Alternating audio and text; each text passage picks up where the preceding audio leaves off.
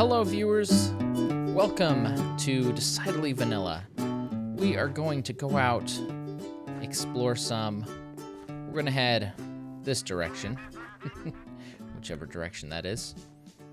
We'll go past the cow farm. There's a thing there. We're just going to ignore that because we have some stuff to talk about. Everybody's been doing never mind. Everybody's been doing who is this guy, who is that guy, who is yada yada. I wanted to do a who is bRanN, but a lot of people. Oh, hello, Jeff's Place. A lot of people are doing these who is videos, and I thought, yeah, it sounds like fun. I thought I'd give it a try. First, I wanted to start off with my gaming background. Pretty sure my first game was, I'm remembering having an Atari, but that was after the fact, was a Nintendo. Already lost my train of thought. Wonderful. I have ADD. I was diagnosed as an adult. And I was diagnosed because my wife was diagnosed. For whatever reason, she went in and she thought it'd be a good idea for me to go in. And I'm like, okay. Attention deficit disorder. A lot of people have heard that term. They don't really know what it means. I would, to simplify it, because the details aren't completely important, I suppose. If you really want to understand it, you're going to want to look it up anyway. But essentially, whereas you might take in a lot of information and kind of automatically discard all the irrelevant bits, my brain much rather would take in all the information and then try to shift through all of it, including the irrelevant bits, even if I don't want to. Now, I would say that this leads me to be able to be a little more creative in some aspects, because I might take two thoughts that maybe, let's say, a clear-thinking person might just automatically discard as like, that's nonsense. Why would you even think about those two things together? Whereas my brain's going to try to make connections, find connections where it ought not to, and might come up with some pretty crazy ideas that turn out to be pretty fabulous. Yeah, so I had a Nintendo. I remember my neighbor having a Super Nintendo. I remember seeing Super Mario Land World on someone's television and then having dreams of playing the game because I knew nothing about it, but it looked so fantastic. It looked so magical.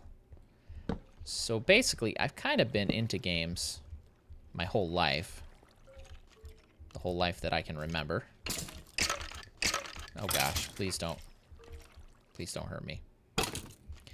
I wrote on my other screen here a list. Let's see if I can pay attention, not die, and read it. Maybe caving wasn't the right choice. Ooh, where you come from? Probably around sometime elementary school for me, I think, was when I had my first computer. It was a PowerPC Performa 6200, something to that effect. It was quite cool, I thought. My father had bought it for me. Let's see, what was my next main system? I had a Nintendo before that. Not to get into all the games I played, what do I remember the most from each system? For the Nintendo, Mario 3, Super Mario 3 is the game that stands out the most. For the Super Nintendo, it'd definitely be Super Mario World, though I never actually owned that game myself. I did then later on, probably around the same time, eventually. Not as the Nintendo, as my computer. I'm jumping around in my timeline so much here. I can't tell a good story in order. Sorry. My Nintendo 64 I got. And I had that in my room too. And I thought it was amazing. Banjo-Kazooie, I think, was the main game I had at that time. And the one that I played the most. I eventually ended up with, this was probably all around middle school, PlayStation, a Sega. I don't think I owned the Sega myself. I might have owned a Sega later. There's a lot of systems that I got at weird times, like after they were all done and gone, old. Hello. For the Sega, definitely the top game would be Sonic 3 and Sonic and Knuckles, and you could combine them, which was awesome. The one I remember the most for the PlayStation was the Resident Evil. Wasn't the best game, but for some reason it was the one that we were obsessed with trying to beat. Oh, yes, also around middle school, my friends' parents, they had a computer. It was a Windows machine, and there was, what did he have on there? He had Wolfenstein, he had Strife. Strife seemed like next level. It was so detailed, and it was like an RPG, and it had, I'm just collecting stone. It had all sorts of interesting elements to it. You can actually get it on Steam now. It's an old game, but it's really cool to see how much detail they had in an older game. Let's jump to high school. But I had a PlayStation that I actually got from my uncle. It was modified, where you put a little chip and it can play backup copies. And we got a lot of backup copies from some stuff. But the game that I remember most for that one was Final Fantasy VIII, and not what you think. I somehow got a hold of a copy of Final Fantasy VIII. Let's be brave. Final Fantasy VIII, and it was in Japanese. And I had a website open with the translation.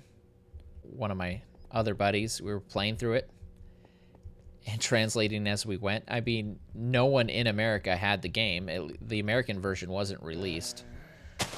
So it was pretty neat that we had access to it. It wasn't the greatest because the translation didn't go for all the different options you could do. Right, it just had the main storyline. So if you wanted to wander off into something that you'd never seen before, good luck. So that was a really interesting experience. Around that time, also, I got Pokemon Snap. And this is high school, okay? So yes, my buddies were making fun of me, but they were also over at my house trying to get a better score than me. So we had fun. We had a lot of fun with that game. That was cool. At some point, I got a Windows computer. I started to get into a lot of the different PC games. So I had the Dreamcast when it was mostly dead. Skies of Arcadia was a game I played a whole heck of a lot on that console. I might have had a few other games. What I liked about it the most is I got it for really cheap because, like I said, it was on its way out. And I didn't find a whole lot of games for it, so it was kind of short-lived, but that was another one of the systems I had. Later on, we'll say the young adult era, I had a GameCube, mostly used for Animal Crossing. I bought an Xbox somewhere around there. Again, this was a system that was old, outdated, past its prime.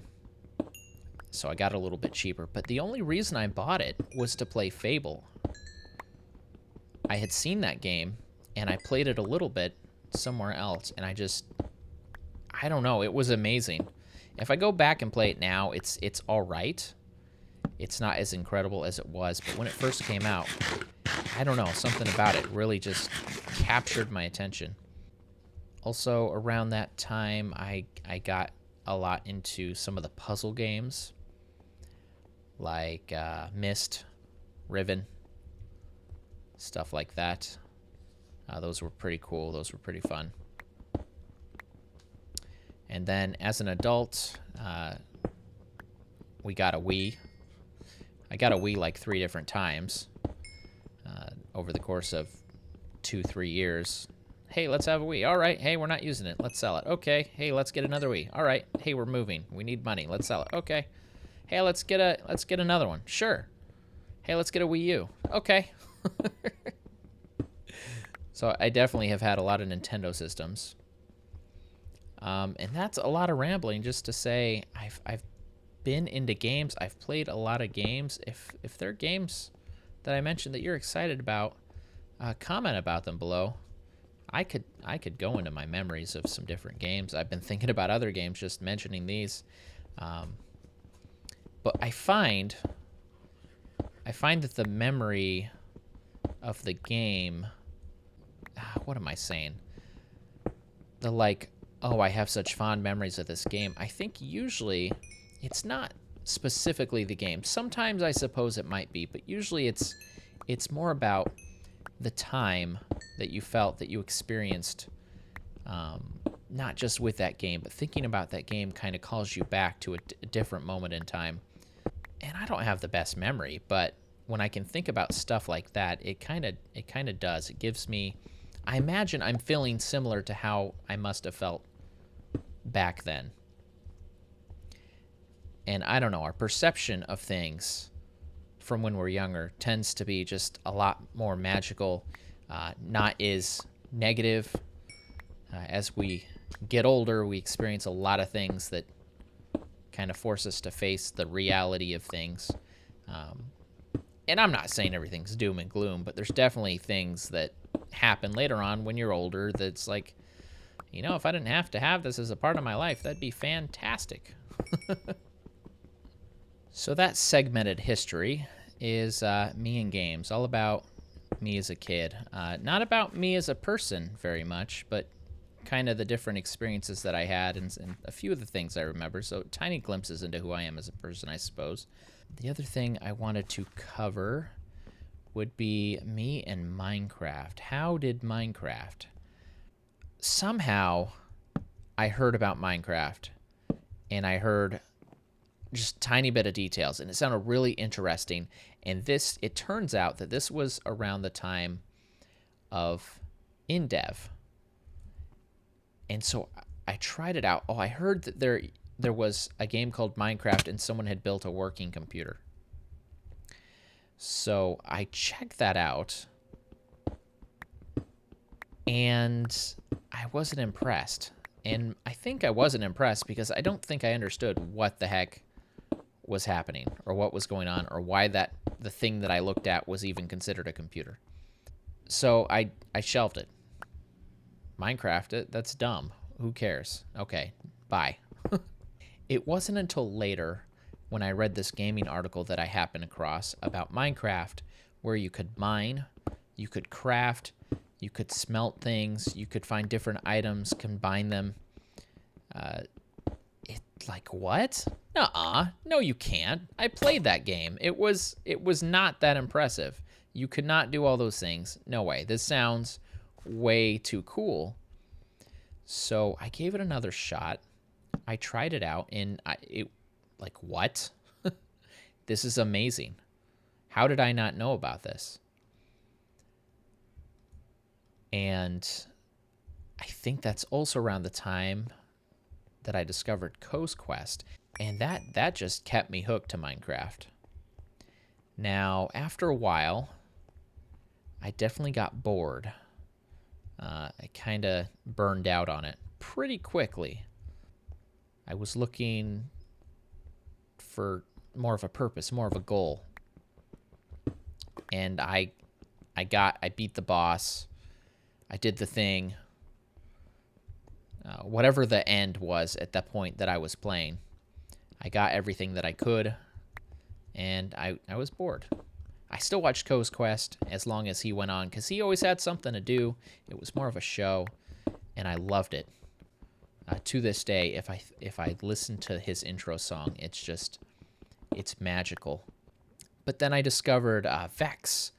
He makes not mini CTMs. I make mini CTMs. He makes CTM maps, Complete the Monument. So it's a generated world. Some of it's naturally generated, but it's mostly, it has a lot of hand-carved structures and such. It's a customized experience. It's not all random. And there was extra spawners to make it more challenging, and there's a goal. You have to go get a specific block and bring it back to a specific place. And it's possible some of you haven't even heard of that yet, in which case I would suggest you check it out if you want to play Minecraft, but you want a purpose, a reason. I even made my own series of maps. I got into mapping.